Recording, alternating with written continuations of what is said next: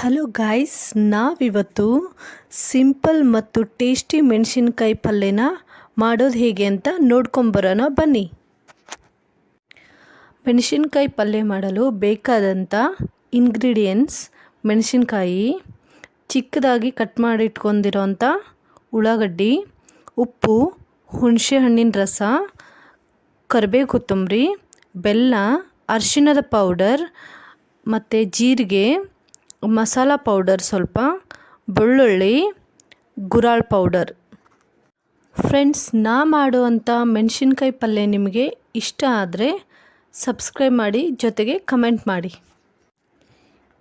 ಈ ಎಲ್ಲ ಮಸಾಲೆ ಐಟಮ್ಸ್ ಮತ್ತು ಚಿಕ್ಕದಾಗಿ ಕಟ್ ಮಾಡಿ ಇಟ್ಕೊರೋಂಥ ಉಳ್ಳಾಗಡ್ಡಿ ಇವನ್ನೆಲ್ಲ ಮಿಕ್ಸಿಗೆ ಹಾಕಬೇಕು. ತದನಂತರ ಈ ಪೇಸ್ಟನ್ನ ನಾವು ಒಂದು ಪ್ಲೇಟಿಗೆ ತಗೊಂಡು ಅದಕ್ಕೆ ನಾವು ನೆನೆ ಇಟ್ಟಿರುವಂತಹ ಹುಣಸೆ ಹಣ್ಣನ್ನು ಆ್ಯಡ್ ಮಾಡಬೇಕು. ಫ್ರೆಂಡ್ಸ್, ನೀವು ಕೂಡ ಮನೇಲಿ ಮಾಡ್ಕೊಳ್ಳಿ. ಹೇಗಾಗಿದೆ ಅಂತ ನನಗೆ ಕಮೆಂಟ್ ಮಾಡೋದು ಮಾತ್ರ ಮರಿಬೇಡಿ. ಈಗ ನಾವು ಈ ವಾಶ್ ಮಾಡಿಟ್ಟಿರೋವಂಥ ಮೆಣಸಿನ್ಕಾಯಿ ಏನಿದೆಯಲ್ಲ, ಇದನ್ನು ಮಿಡಲಲ್ಲಿ ಕಟ್ ಮಾಡ್ಕೋಬೇಕು. ಕಟ್ ಮಾಡ್ಕೊಂಬಿಟ್ಟು ಅದನ್ನು ನಾವು ಎಣ್ಣೆ ಹಾಕಿಬಿಟ್ಟು ಪಾತ್ರೆಯಲ್ಲಿ ಅದನ್ನು ಬೇಯಿಸ್ಕೋಬೇಕು. ಅದು ಸ್ವಲ್ಪ ಕಪ್ಪಾಗೋವರೆಗೂ ಮಾತ್ರ ಬೇಯಿಸ್ಕೊಳ್ಳಿ, ತುಂಬ ಬೇಯಿಸ್ಕೋಬೇಡಿ. ಸೊ ಅದನ್ನು ನೀವು ಯಾವಾಗಲೂ ಕೂಡ ಸ್ಪೂನಲ್ಲಿ ಕೈ ಆಡಿಸ್ಕೊತಾ ಇರಿ.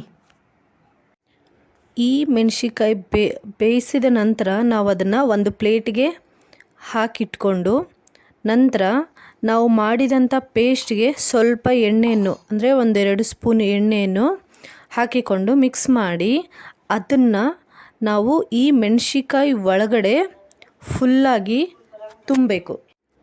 ನಂತರ ನಾವು ಜಾರಲ್ಲಿರುವ ಎಲ್ಲ ಪೇಸ್ಟ್ಗೂ ಸ್ವಲ್ಪ ನೀರು ಹಾಕ್ಕೊಂಡು ಅದನ್ನು ಕೂಡ ತೆಗೆದುಕೊಂಡು ಈ ಮೆಣಸಿನ್ಕಾಯನ್ನು ಒಂದು ಪಾತ್ರೆಯಲ್ಲಿ ಹಾಕಿಕೊಂಡು ಆ ಪೇಸ್ಟು ಜೊತೆಗೆ ಸ್ವಲ್ಪ ನೀರನ್ನು ಆ್ಯಡ್ ಮಾಡಿ ಅದನ್ನು ಕೂಡ ಆ ಪಾತ್ರೆಗೆ ಹಾಕ್ಕೋಬೇಕು.